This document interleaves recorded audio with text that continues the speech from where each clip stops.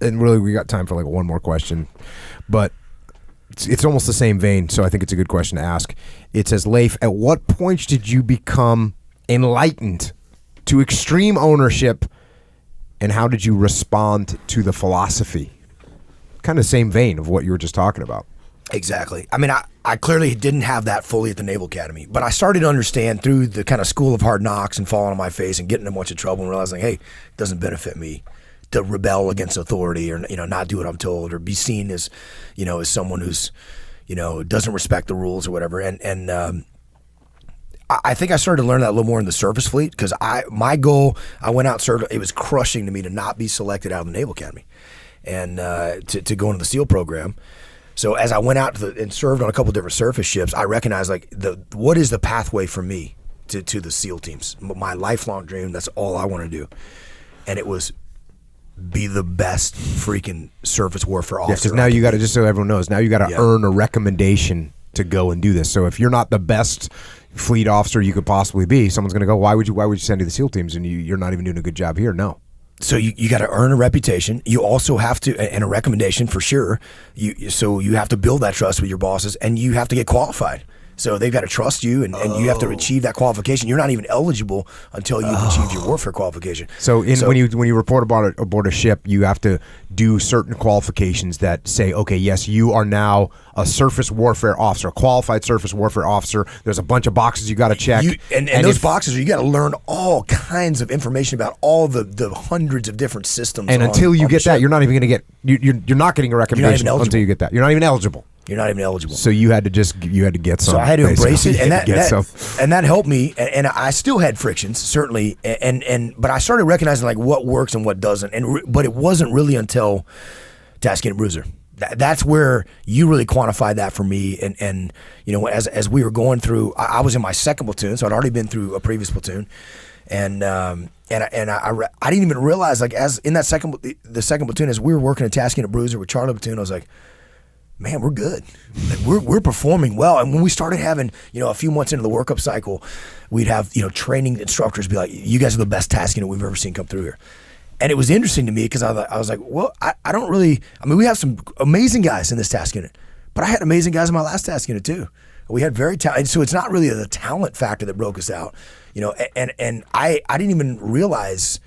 It certainly wasn't that we didn't make mistakes because we made all kinds of mistakes in Task Unit Bruiser and, disastrous training operations where we had to come back and revamp our training process and make sure that we dialed in standard operating procedures. Just what training's supposed to be. Exactly. And right? Exactly. That's the difference, really. Yeah, and that was it. It was this idea that we now call extreme ownership, which is we're going to take ownership of this. And instead of being like, hey, we're going to push back against people that are telling us we need to be better, or we're going to maybe even deny that we're as bad as we are, we're going to take a brutally honest assessment of ourselves. And that was one thing that really stands out to me as I think about it. Do you remember our debriefs? The training instructors, they usually have a super lengthy and critical debriefs. We would debrief ourselves after a run because they let the platoons and the task units go first. And so often, it was the only time I ever saw it throughout my 9 years in the SEAL teams that most of the time we would get done debriefing ourselves and the training instructors did not have, they had either nothing to say or maybe just a couple sentences and that was it. Yeah, because we'd rip ourselves to shreds. Because we were, that was such a brutally honest assessment of, and sometimes they'd be like, hey, I actually thought you guys did pretty good. Shut up. We're working, and that's actually, you told them, right? Yeah. To say the worst thing, you don't ever tell my guys that they're doing, they're amazing. That's the best run they've ever seen. Because that allows us to not get better, to not grow, to get complacent. So we always did that, and I think that's, I was starting to, I recognized just how powerful that was to our performance. So again, we were never flawless. We made mistakes, but we learned from those mistakes. We got better. We grew all the time, and we were able to run circles around everybody else as a result and deliver some exceptional performance on the battlefield with that attitude. And that's, that mindset and attitude is the game changer. That's why we call the book Extreme Ownership, and it's what we impart to people as we see in the business world. And there's at the end of the day, there's what works and there's what doesn't work. But that Task Unit Bruiser and working with you and recognizing what that is and how powerful that is, that's made all the difference. It's crazy to see, and I'd see this all the time. That, well, you just think about what you're saying. When the training cadre, for instance, tells you, hey, it took you guys a long time to get a head count. Meaning you're on the target and you want to leave the target. Before you leave the target, you've got to know that you've got all your people, so you want to get a head count. So the training cadre says, hey, it took you guys a long time to get a head count. Now, you can do one of two things here. You can say, okay, that's criticism. How could we get a faster head count? Hey, guys, anyone ever done this a different way? Yeah, hey, I've used this process in the past. It works really good. Okay, let's try that. Oh, that worked better. And we do this one little thing. It can be even a little bit faster. Okay, let's rehearse it. Let's actually try and rehearse it. Okay, boom. Now we're getting really good. So we take that, and all of a sudden, the next time we go out, we do a little bit better. And then we modify it a little bit more, and all of a sudden we can get a head count in 15 seconds instead of 4 minutes, which is a huge difference when you're trying to leave a target. So that's one attitude to have. That's like, we're going to take ownership of the problems. But I would see this all the time, which is, hey, guys, your head count was a little slow. And guys go, wasn't that bad. Wasn't that bad. It only took us 4 minutes. 4 minutes is not that big of a deal. We like that guy's saying that right now, but I'd like to see him get a head count faster than that. And we did it as fast as we could do it. Everyone counted as fast as we could, and we made it through the first time. That took us 3 minutes, and they're going to say that's not good enough. Hey, don't worry about that. And so you're going to stay on that pattern. And you never get better. And you're never going to get better. And it's because you're not looking. You're not accepting criticism from the outside. And it's like, when we see that with leaders now, I start laughing about it. Dave and I were just working with a team, and we had that. It comes up all the time, and it's funny when you see people pushing back against some real constructive criticism. And my question is always like, oh, okay. Instead of just that battle of egos there, I look at that and say, okay, what you're telling, just let me understand. You're telling me that you are at absolute optimal performance and you can never improve in any way. In that category. Is that what you're saying? And obviously then they recognize like, of course not. So that kind of opens the door of, yeah, you can improve and you should improve. And if you're not, what you taught me is not only should you improve, I think the big lesson that I learned from you and that we now teach here with Echelon Front is that if not only should you improve, but if you're not trying to do better, if you're not doing everything you can to have the most efficient and effective head count that you can and improve in every aspect of your game all the time, that you're actually failing as a leader and you're failing your team. And I think that's a very fundamental difference of looking at it. Yeah. That it's not just, no, I should be doing that. But no, if I'm not doing that, I'm a failure as a leader and I'm failing my team. Yeah, and all this is weird. Talking about this head count thing, it's a great example. I'm surprised I haven't talked about it very much because it's a really big deal. Like, for instance, when you leave a target, you can't leave until you know that you have all your guys. So you got to get a head count. And there's multiple different ways to get a head count. And the easiest way is you use decentralized command, and every little team leader counts their 3 or 4 guys, and they go, yep, 1's up, 2's up, 3's up, and they report in up 1 level. And by the time I would need a head count, I'd look at Leif and the Delta Platoon commander, and I'd be like, hey, are we up? And it would take them 10 seconds to be like, we're up. The worst way to do it, which I would also see, would be you would literally count from the lowest guy. There's 36 guys in the troop, and someone would say, hey, head count.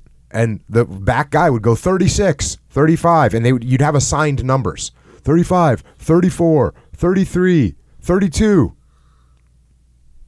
Hey, who's 31? Who's 31? Oh, over here. Wait, you're 31? No, I'm 32. Did you count? And so it takes 3 minutes, 4 minutes. And yet it's like, well, that's a very sensible way on paper to do it because you're going to have all your people. But in reality, it doesn't work. And that's that one. And so this is that one little thing, right? This one little thing, one little improvement you can make. But that's not the only improvement you can make. You can improve every little thing that you do. And every little thing that you do as a team, everything that you do as an individual human being, you can make it just a little bit better. And the minute that you're sitting back and you're going, you know what? I'm not going to make this change anymore. I've reached my pinnacle of performance in this category. The minute that you do that, it's not just one category that you're slacking off on, it's all of them. And I was telling you guys the other day, I'm like, when you see me post a picture in the morning that saying that I'm getting up I'm not getting up at 4:30. If it says 4:35, that means I got up at 4:30 and I got out of bed and I went in and I took a picture of my watch and I posted it. When I'm posting it at 4:08, that means I woke up and I was like, I got to get busy. It's like it's not an alarm clock. I got to go make these things happen. I got to look and see where I can improve my method for getting a head count. How can I make it that much faster? That one little thing. And when you look at your array of what's going on in your business, and it's also in your life too, what can you do a little bit better? You attack those problems. You accept the criticism when it comes at you, which is so hard for everyone to do, myself included. You accept the criticism, you listen to it, and then you modify, and you make these little iterative changes. And at the end, instead of being a decent task unit, or instead of being a decent person, or instead of running a decent team, you can be the best. And that's only happens if you take ownership of what's going on in your world. With that, Echo Charles. Yes. Speaking of taking ownership, trying to get better. Yes. Maybe you could help us out with that a little bit. I don't know. Yeah, it's possible. That's interesting though. Like when you put it into perspective, right? The extreme ownership, because you know how you say the biggest or one of the biggest best qualities of a leader is humility. Humility, yeah. You Right, see the tie-in right now, right? More so even. Okay. Yes, because you figure, okay, Enlightened. So you have Is a that little bit. another stripe? Another stripe on the leadership white belt. There you go. So you get a team of people, all different, personalities, whatever, egos, different varying levels, right? So for there's going to be all these little problems. No one's perfect. No one's optimal, right? That's kind of the goal, even if it's unattainable of perfection, right? That's kind of the goal, optimal. Then you have a team with however many mistakes they make. And then as they train, perform, all this stuff, all the little mistakes get pointed out, and it's almost like this self-correcting organism. We hope it is. Like, that's why. Yes, you hope it is. So, like, if you compare it to, like, a machine learning situation, it does that. Because it doesn't have an ego. It doesn't take things personal. It's kind of like, let me just solve all the little problems, and then that's why they can, grow at exponential rates, right? The thing that's awesome about that, though, is that you get, and I think what you're talking about is building the culture, right? So you get, if the leader's doing that, and you get the team doing that, once people recognize, like, hey, look how much better we are at head counts now. Even if I resisted that, then you start getting junior leadership, new, frontline troops, new guys who, they come up with an idea. Hey, here's a way we could do this a little better. They're solving problems that you don't even see. Yeah, it's I was saying that the other day. I was in a training situation the other day, and I saw things go bad for this group. It was a military group, and things were going bad. They all dropped the ball. They all kind of didn't drop the ball, but there was slack there. There was slack. Sure. And I was thinking to myself, I wouldn't see a young new guy machine gunner not get in a good position. I would never see that with my eyes, because the guy that was immediately senior to him would straighten him out. There would be no slack right there. There'd be no slack. He'd get straightened out. So by the time I show up and I look around, everyone's doing amazingly well. Everything's the way it should be. It's not quite optimal, but it's damn close. And why is that? It's because what you just said, Leif. It's because every leader, every individual leader, and every person is adjusting and making adjustments that I'm not even seeing. And why are they doing that? Number one, because they're all humble enough to look that they need to change things. And number two, everyone in the group has their ego in check. So when someone says, hey, shift your field of fire a little bit to the west, the guy doesn't say, why? Yeah. No, he goes, I wonder why. Oh, I see, because he's got another guy over there that's covering that field of fire. Got it. Yeah. Got it, boss. Yeah. That's it. Now we have like a machine that's just improving all the time. Yeah, exactly. Which is what we're going for. And if you lack humility in any one of those levels, you're gonna slow down that machine's progress. Stop that process. Fully does. Yeah, so it's weird when you look at it from the big picture, and you see, like, just like how you're saying, when you kind of mentally compared your current team with, teams in the past, like, oh, there was talented guys on the other side, on the other teams that I was on too. But you kind of understand and recognize that one factor is that everyone's kind of humble and is always constantly like, what can I do better right here with my, situation in my own little world here. But everyone's doing that. So it's like this, if you kind of collectively consider this group, they're just boom, boom, boom, self. And I'll take it one step forward, just one step further, just so everyone can think about how to implement this in your world. Yeah. The way you implement it isn't by saying, guys, the head count was slow, you need to fix it. It's not by saying, hey, the approach to the target was too loud, you need to be quiet. That's not how you fix the problem. You say, hey, guys, our head count is taking too long. I need to come up with a better way to do it. I need to figure this out. Or, hey, guys, we were too noisy going to the target.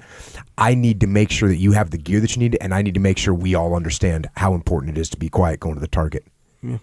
I think I was too loud.